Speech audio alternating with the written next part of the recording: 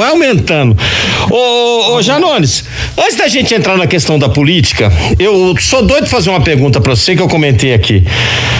Você imaginava, quando você, é lógico que dentro de Tuiutaba você já era uma pessoa conhecida, você já era uma pessoa influente, defendendo principalmente as causas da saúde, eu como jornalista eu sei da sua história, mas a população em geral não sabe, onde surgiu esse cara é doido, esse cara não sei o que, e de repente naquela greve dos caminhoneiros, você explodiu no Brasil inteiro, e claro que lhe ajudou a ser eleito um dos deputados federais mais votados de Minas Gerais. Você imaginava que ia dar uma repercussão tão grande aquelas suas falas que você fazia e continua fazendo nas suas redes sociais? Ricardo, eu não vou ser hipócrita aqui de dizer para você que eu não esperava. Talvez eu não esperasse nessa proporção, mas eu esperava que a gente ia conseguir mobilizar muitas pessoas por um motivo muito simples. Porque você percebe hoje que existe no nosso país uma falsa polarização. Sim. Você tem a impressão, se você ir para as redes sociais, se você for acessar os principais meios de comunicação do país, você tem uma falsa impressão de que o Brasil está dividido meio a meio. Extrema direita de um lado, extrema esquerda do outro. Isso é mentira. Claro. A grande parte da população brasileira, quem tem que acordar cedo para colocar comida na mesa, ele não está preocupado, ele não tem tempo para ir para a rede social brigar pelo político A ou B, porque ele está muito preocupado em como que ele vai fazer para sustentar a sua família. E aí quando eu venho com esse meu trabalho, que graças a Deus aqui foi bem sucedido, em falar para o povo, em falar para essa massa, para as pessoas que movem a economia do nosso país, há essa ressonância, essa resposta muito positiva. Então eu vou deixar a modéstia de lado para dizer para você que eu esperava, não nessa proporção. Em relação à greve dos caminhoneiros, eu resumo da seguinte maneira: sem a greve dos caminhoneiros, Ricardo, muito dificilmente eu seria deputado hoje, mas muito dificilmente. Mas ao mesmo tempo, só com a greve dos caminhoneiros, eu posso te garantir que eu não seria deputado hoje. O que a greve dos caminhoneiros fez foi mostrar o nosso trabalho para o Brasil inteiro, um trabalho que existiu, um trabalho real de 10 anos, militando gratuitamente na área de saúde pública na região do Triângulo Mineiro. É o que eu disse, eu como jornalista, claro que eu sabia da história do senhor, antes mesmo do senhor virar deputado, como advogado e tal, mas a grande massa não sabe quem é André Janones, até porque, o senhor sabe, mas eu comento aqui toda hora, acho que eu já comentei com o senhor, eu moro na Bahia, trabalho aqui, mas eu sou paranaense, sou de Londrina, e meus amigos retweetam ou compartilham falas suas, assim, coisa absurda. Eu tenho um primo que mora em Santos que é seu fã, eu falei, se você quiser eu te apresento ele larga da mulher dele e casa com você larga da sua, então vocês vão casar os dois, porque é apaixonado com você. Então assim, essa ânsia do brasileiro, dessa, como você disse, muitas pessoas que não vão pra rede social, que tem que levantar cedo pra trabalhar e tal, eu concordo com o senhor, mas de repente o senhor é o porta-voz dessas pessoas, e isso acho que chama muita atenção, e aí eu queria que o senhor falasse, o senhor bateu um recorde mundial de pessoas assistindo a sua live? Exato. Primeiro assim, Ricardo, as pessoas do nosso país, muito poucas sabem qual é a função de um deputado. Sim. E elas não sabem a função de um deputado, não por ignorância, mas só um parênteses. Tem deputado que não sabe o que ele tem que fazer, né? Exato. A gente tá falando de deputado, mas vamos falar do poder político, de uma modo geral. Exato. A função de um legislador, a função de um deputado, ela é basicamente 3: legislar, né, criar leis, fiscalizar e representar. Às vezes alguns críticos assim, mas que resolve ficar fazendo live, fazendo isso? Isso é representar, dar voz à população, fiscalizar. Eu desempenho um trabalho que eu chamo de fiscal do povo, que eu sei que você conhece também. Onde eu coloco um colete escrito fiscal do povo, e já peguei prefeito roubando dinheiro público, vereador com a mão ali, né, bem no momento de fazer a coisa errada, e a gente escancara aquilo pro Brasil. Já pegou ambulância parada, máquina comprada e parada, estragando, prédio público abandonado. Parada. E por que, Ricardo? Por que colocar o colete e dar essa pegada popular? Porque o meu interesse é trazer para o debate o cenário isso que a gente chama de a massa, de quem move a economia, de quem coloca comida na mesa. Eu sou advogado com 10 anos de atuação, atualmente sou aluno de um curso de doutorado em uma universidade muito conceituada. Por que eu estou citando isso aqui? Para dizer para você que se for para falar difícil, eu consigo falar difícil, mas não me interessa falar para meia dúzia. Eu acho que o papel do legislador, para ele ter representatividade, é trazer as pessoas junto. Então, quando eu coloco o fiscal do povo, é uma maneira de eu fazer com que todos entendam a mensagem. Eu não quero ser um grande orador, eu quero ser um grande comunicador. Eu quero que o eleitor que eu represento entenda o que eu estou falando. Aí acontece a situação que você colocou. A gente bateu o recorde mundial, a pessoa, inclusive, já me disse que é passível de inscrição no Guinness Book, para você ter uma ideia. A gente conseguiu ser o assunto mais comentado do planeta durante um dia, e hoje o nosso alcance nas redes sociais só perde para o Donald Trump, que está em plena eleição, e mesmo assim por pouca coisa. A gente o nosso trabalho é o segundo com mais repercussão no mundo hoje, graças a isso que eu acabei de falar, em trazer para o debate a população, sem perder o senso de responsabilidade, de seriedade, de compromisso com o país que a gente tem que ter.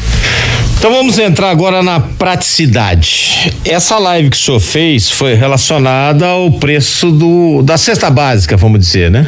Do arroz, do feijão. Cara, eu fui comprar queijo, eu fui pra Salvador na sexta-feira, no sábado de manhã, minha mulher falou, vai na padaria pegar um queijo lá. Cheguei lá, tava R$55 a mussarela.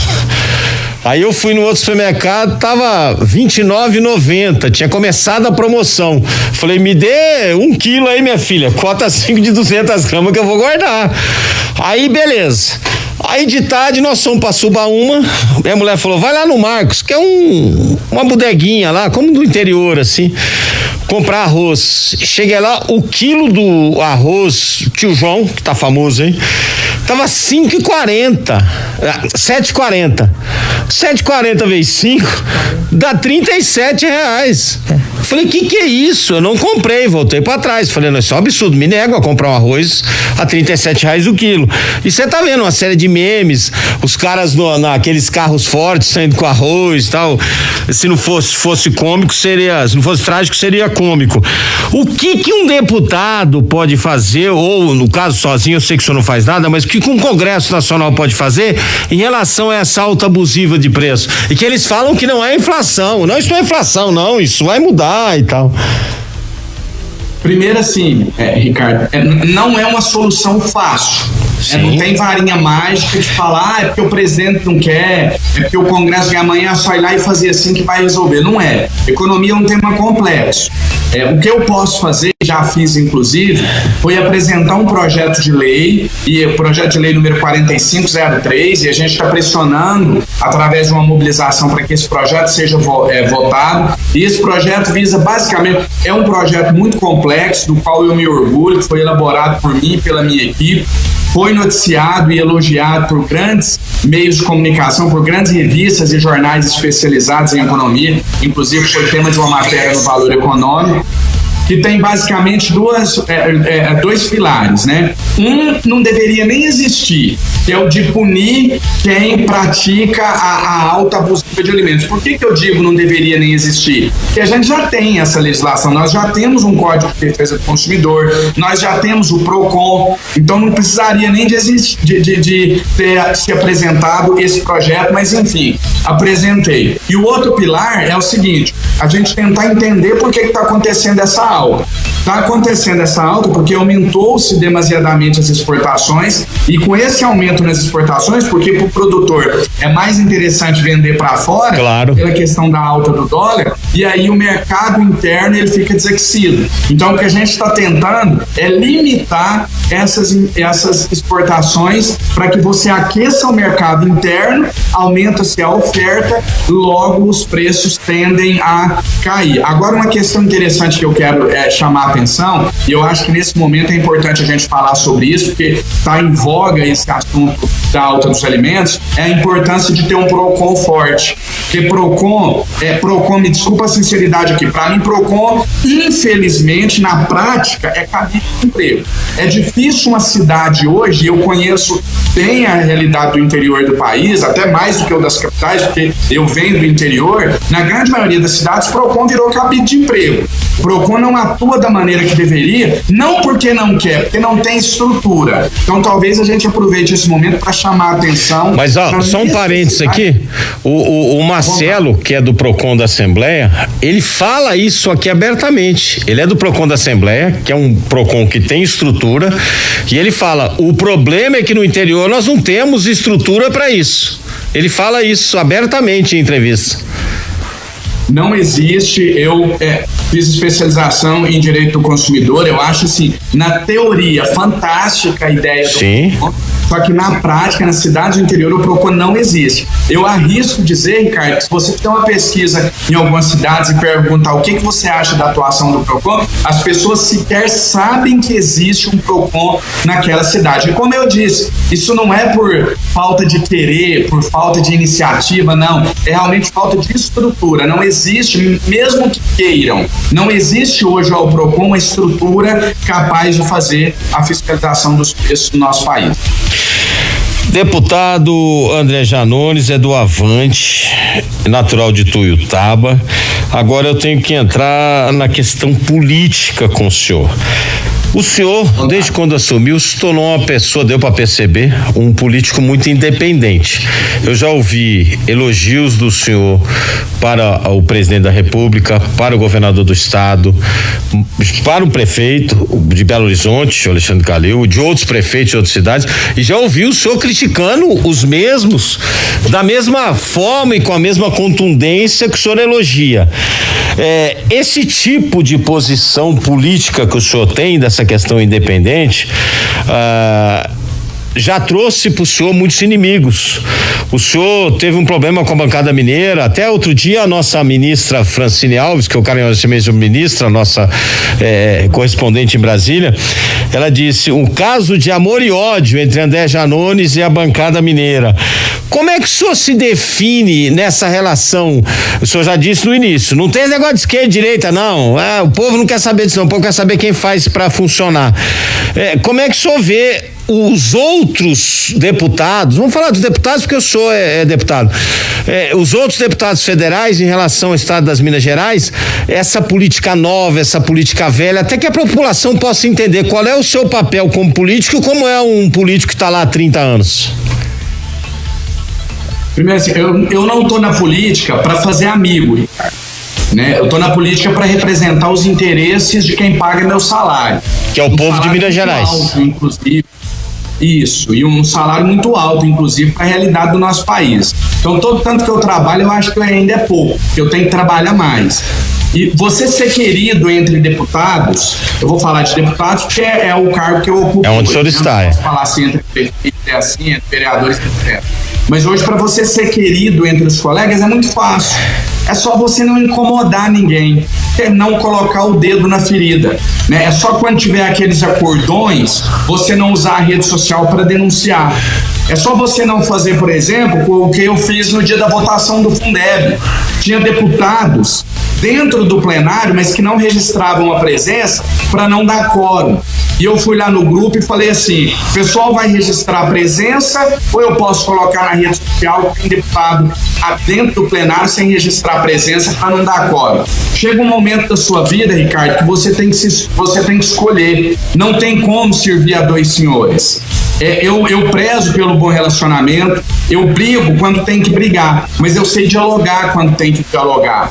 E automaticamente, aquelas pessoas que têm um pensamento parecido com o seu, elas vão se aproximando de você, Quem está ali dentro para fazer coisa errada vai se afastando. Então, eu tenho hoje bons relacionamentos dentro do Congresso como um todo, e especialmente dentro da bancada mineira. Agora, como eu disse, repito, não tem como servir dois senhores. Chega um momento que você vai ter que escolher escolher. Ou você vai votar isso aqui e vai prestar contas, satisfazer os anseios daqueles que te elegeram, que além de pagar seu salário, confiaram em você, ou você vai satisfazer os colegas. E aí eu não penso duas vezes, eu opto por ir de acordo com aqueles que me colocaram onde eu estou hoje. O corporativismo no meio político ainda é muito forte. No Congresso Nacional é algo estarrecedor o corporativismo que existe ali. Muitos se elegem, parece que para agradar, para servir colegas. Eu não, eu estou ali para servir os interesses da população. Primeira entrevista que eu dei para o jornal O Tempo, parece até que eu estava profetizando. Vocês têm aí nos registros de vocês na Rádio Super. Primeira entrevista que eu dei na Rádio Super, 1 mês de mandato, eu disse o seguinte, inclusive essa frase minha estampou uma matéria no jornal O Tempo. Eu disse o seguinte: prefiro ficar poucos meses, ser caçado, mas deixar a minha marca, do que ficar lá por décadas e ser apenas mais um. Dias depois, meses depois, melhor dizendo, instaurou-se um processo para cassar o meu mandato. Sim. Eu não mudei a minha postura. Claro que você vai amadurecendo, como eu disse no dia do meu julgamento. Não me arrependo do que eu falei, mas do modo como eu coloquei, que foi um modo muito genérico, que dá a entender que só eu estou ali dentro para fazer o bem, o que não é verdade. Tem muita gente mal intencionada, mas tem muita gente bem intencionada, como em qualquer outro lugar. Então a gente vai amadurecendo, às vezes você muda a maneira de colocar, mas mantém fiel aos seus princípios, às suas ideias. E o meu pensamento hoje é o mesmo. Não estou preocupado com relacionamento, não estou precisando fazer amizade, prefiro ficar pouco tempo e deixar uma história, deixar um legado, do que como muitos aí que ficaram lá 20, 30 anos e hoje a população sequer lembra que essa pessoa passou pelo Congresso Nacional um dia. Deputado, o presidente Jair Bolsonaro está surfando na onda dos R$600 do auxílio emergencial. A partir de agora vai cair para 300 até dezembro. Ele diz que a partir de janeiro, que quem precisar de dinheiro que procure quem mandou embora. Como é que o senhor vê essa questão do auxílio emergencial? O que o senhor pensa? Deve continuar? O valor tá justo, não tá? Tem que ser maior, tem que ser menor?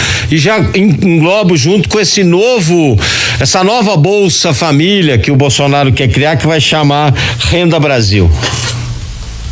Primeiro, 2 observações. Quando o presidente declara, e a declaração dele foi a seguinte: vão pedir, os R$600, vão pedir ajuda para quem tirou o emprego de vocês. Eu só faria uma correção na frase dele. Ninguém está pedindo nada, como ele colocou. Fica parecendo que é esmola. E assim, a maior contribuição que eu quero dar durante esse meu mandato, eu não sei se vão ter outro, seja de deputado, seja do que for, se não vai ter outro, mas o que eu quero deixar de contribuição quando eu sair da política?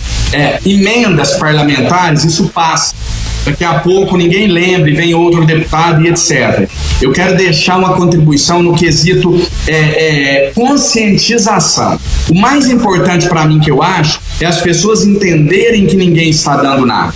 A nossa nação só vai ser uma grande nação de fato quando as pessoas entenderem os direitos delas, quando elas entenderem que político nada mais é do que empregado do povo, quando elas entenderem que no auxílio emergencial não tem R$1 do André Janones lá, não tem R$1 do presidente Jair Bolsonaro, aquilo é um direito delas, é dinheiro do povo voltando para o povo. Então primeiro a gente tem que fazer parece algo redundante, até populista talvez, mas não é.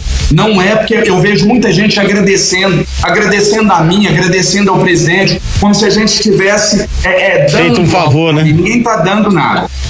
Isso. Quando muitas pessoas me agradecem pelo trabalho, por orientá-las, aí ok, mas pelo auxílio não, porque isso é um dinheiro dos impostos dela. Segundo lugar, para fechar a resposta, quando você pergunta em relação ao valor do auxílio. Primeiro que não está cravado ainda, Estão tentando reduzir para R$300, o presidente assinou a MP, essa MP vale por 120 dias. Se colocar em votação hoje, Ricardo, eu te garanto que volta para R$600. Nós já temos maioria dentro do Congresso Nacional para o auxílio sem R$600. E não é só o André Janones, não, porque mais de 200 deputados já apresentaram emendas para colocar o auxílio em R$600. Está dependendo de quem? Do presidente da casa, Rodrigo Maia, colocar para votar. O Planalto pressionando para ele não colocar, porque se colocar, vai ficar em 600. Vai para 600. Se não pautar até quinta-feira agora, eu acho muito difícil pautar depois, que aí muita gente já vai ter recebido e etc. Então a gente está fazendo uma pressão, uma mobilização. Eu ainda acredito que é possível o valor de R$600. E o Brasil tem dinheiro para isso, deputado? Você adivinhou meu pensamento. Exatamente o que eu ia falar agora. Se o seu filho estiver em casa passando fome, você não vai se perguntar se você tem dinheiro antes de dar comida para ele. Você vai entrar no cheque especial, no limite de cartão de crédito, você vai pegar dinheiro emprestado, Ricardo, não é a 10 não, é a 20% ao mês. Que tiver. É muito fácil falar que o Brasil está endividado, que ele não tem dinheiro, quando não é o nosso estômago que está pedindo comida. E assim, André, mas você está fazendo um discurso populista, demagogo. Peraí, nós estamos numa pandemia. Se a gente tivesse um outro momento, você podia falar comigo em austeridade fiscal, em responsabilidade econômica. Ninguém pediu para estar numa pandemia. São milhões de pessoas doentes. São mais de 100 mil mortes. Aqui é um caso à parte. Esse discurso meu, ele não cabia um ano atrás. Eu não sei se ele vai caber daqui 2 anos, mas em meio a uma pandemia não se faz conta, não se pensa nas futuras gerações antes de pensar nessa geração. Você não pode matar pessoas sem ter renda, sem ter emprego, sem ter comida, sob a justificativa de salvar as futuras gerações. Então aqui não cabe austeridade fiscal, responsabilidade. Vamos resolver o problema de quem tem fome, quem está sem renda. Passou a pandemia, aí nós vamos ter que correr atrás do que? Claro. Vamos cortar gasto aonde, vamos sacrificar onde, mas eu acho que no momento o foco deveria ser garantir essa renda, né? Aí vem aqui, mas o fulano recebeu sem precisar. Exceções existem em qualquer lugar. Daí você não pode generalizar e dizer que só está recebendo o auxílio quem não precisa. Então essa é a minha visão. E só para fechar, Ricardo, o presidente da República, respondendo a uma seguidora, pediu a ela que falasse comigo para eu enviar as sugestões de onde tirar esse dinheiro. Eu não vou falar aqui porque vai alongar demais, mas está nas redes sociais e a gente elaborou um documento com 7 fontes de onde seria possível buscar o financiamento para pagar o auxílio emergencial em R$600 até dezembro. O trio elétrico o senhor já alugou, não? É a nossa. Isso, a gente tá no Twitter hoje, né? Aluga. A gente tá esperando o presidente. Só vou dizer pra vocês porque eu brinquei aqui por questão do trio elétrico, que ele falou assim: pesquisa, há 4 horas atrás o senhor postou isso. Se o presidente da Câmara anunciar o dia da votação do valor do auxílio emergencial e eu arrumar um trio elétrico e meter na porta do Congresso, eu vou falar sozinho ou vocês vêm comigo? Se o senhor colocar, me avisa umas 3 horinhas antes que eu pego o avião e vou pra aí, tá, deputado? Ainda vou ser seu mestre de cerimônia em cima do trio elétrico, tá? Tá combinado, cara. Vai ser muito bem-vindo, vai somar muito. Ô André, a Sandra Pedrosa tem umas perguntas nos comentários dos internautas aqui, é muita gente. Deus, eu tô batendo um recorde. Eu vou ficar com o senhor aqui até 8 horas da noite.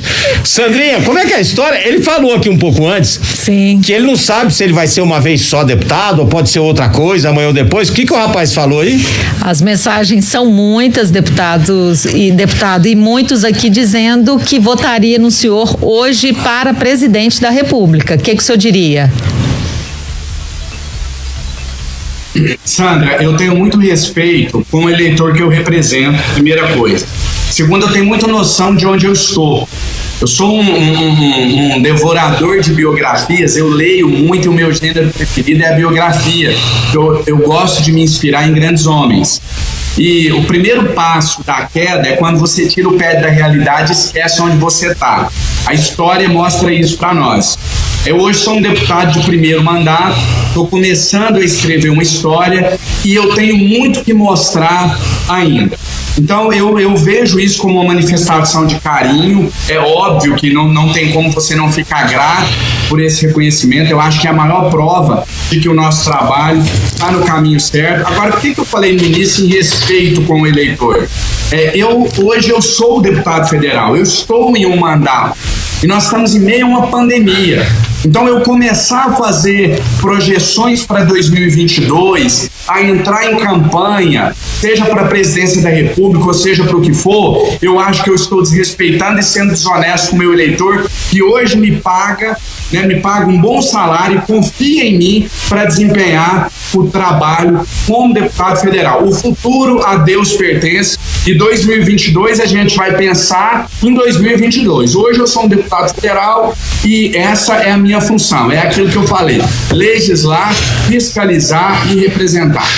Ô Janones, você deve estar sendo chamado nos 853 municípios de Minas Gerais, inclusive acho que até fora de Minas Gerais, para auxiliar nas campanhas das pessoas aí. Então vamos partir para as principais. Belo Horizonte, Contagem, Betim, Nova Lima, Ribeirão das Neves, as maiores aqui. Ituiutaba, que é a sua cidade natal, Uberaba e Uberlândia, que está pertinho ali, né? Até porque aquela piada dos 3B eu sou totalmente contra, viu? Sou totalmente contra, eu sou apaixonado por Ituiutaba. Aí eu queria saber, você vai participar de campanha nessas cidades? Ricardo, em algumas sim, em outras não, mas eu confesso para você que eu vou... Mas só um detalhe, mas o senhor não é candidato a prefeito nem em Ituiutaba, nem em Belo Horizonte, que falaram que o senhor ia ser candidato a prefeito em Belo Horizonte. Eu recebi com muito carinho a indicação do Avante, do partido que eu sou filiado. O Avante me indicou como pré-candidato a prefeito de Belo Horizonte. Eu optei por não sair candidato, justamente por isso que eu acabei de dizer, em respeito ao eleitor. Eu estou em pleno exercício do mandato.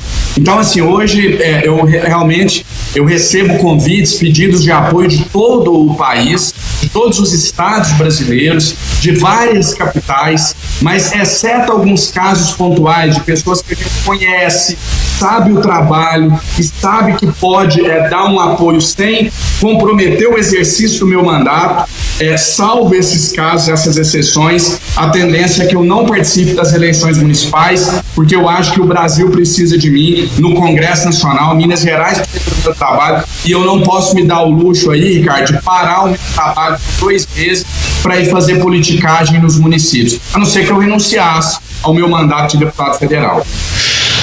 Deputado André Janones, eu poderia ficar com o senhor aqui até o fim do programa ou muito mais, o bate-papo é sempre muito bom. Eu quero o senhor mais vezes aqui, inclusive até depois do dia 26, quando os partidos todos definirem os candidatos, pra gente falar um pouco sobre política, o seu pensamento, porque eu achei muito legal no início do nosso bate-papo o senhor falando sobre direita e esquerda não existe.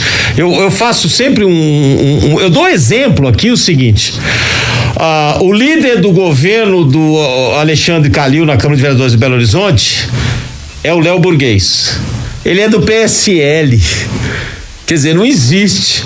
O Alexandre Calil é contrário ao presidente Bolsonaro. O Léo Burguês nunca foi de direita. Quer dizer, então esse negócio, eu procuro explicar às vezes para os nossos ouvintes aqui, essa coisa de direita e esquerda que não existe no Brasil. Existe uma meia dúzia de gente que quer ser dono de um partido aqui, o outro quer ser dono do partido ali, o outro quer ter mais partido para se aglomerar, para ter mais tempo de televisão, principalmente em época de eleição, e não existe. Pode falar o que quiser. O senhor é um combatente contra o PT, da esquerda, o senhor sempre foi, na sua campanha foi isso também, mas queira ou não queira, o PT faz a coisa certa, por isso que eles tiveram tantos anos no poder. Pode estar certo ou estar errado, mas eles defendem as ideologias deles. E de repente você vê um monte de partido aí que se diz direita, de esquerda, de centro, que não tá nem aí. Cada estado é um que manda, cada município é um que comanda, e depende da pessoa, de quem vai resolver. Isso é legal a gente poder bater papo sobre isso para explicar, principalmente pra molecada, eu digo molecada com carinho, pros jovens de Minas Gerais, do Brasil, todos estão nos ouvindo agora, nos assistindo pela internet, que eles entendam o que é direita e o que é esquerda. Porque quando o senhor briga e xinga lá, entre aspas, a bancada mineira, o senhor está defendendo um legado, uma história e falando que as pessoas às vezes não têm coragem de falar. E esse ponto do senhor, aí eu tenho que tirar o chapéu mesmo, que o senhor sabe, é difícil falar com o senhor, que sou fã do senhor, nós somos amigos, então não vale. Mas o senhor defende realmente a verdade, isso é legal. Desculpa te interromper, mas quando me chamam de populista, eu sempre respondo da seguinte maneira: sou mesmo, e é o que eu mais me orgulho. Populista é aquele que faz a política direto com o povo. Ele não tem intermediários.